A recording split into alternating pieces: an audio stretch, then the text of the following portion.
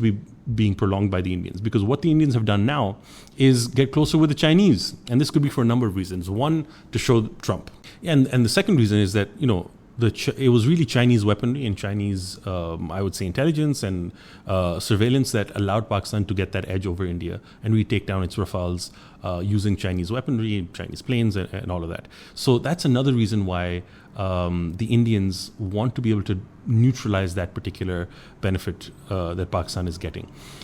What we see here is China's winning. It's a win-win for China, right?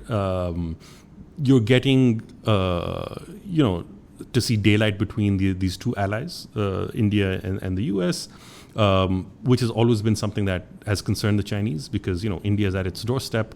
It hasn't had the best relation, and what it's getting also is that for the longest time, China and India, their boundary has been disputed somewhat, and there hasn't been delimitation. They haven't been able to do that, and India has given up something that it had for a very long time held dear, and it's actually looking at giving up territory or accepting basically the Chinese sovereignty over territory that would the Indians traditionally have had sovereignty over or claimed sovereignty over. So this becomes a really interesting dynamic that is being created. Pakistan is taking full advantage. We're playing, well, at least we seem to be playing, the Trump administration and Trump himself in particular, in a very interesting way. It's good for the time being, but you don't want to be able, in this love affair, you don't want to go too far and alienate the Chinese.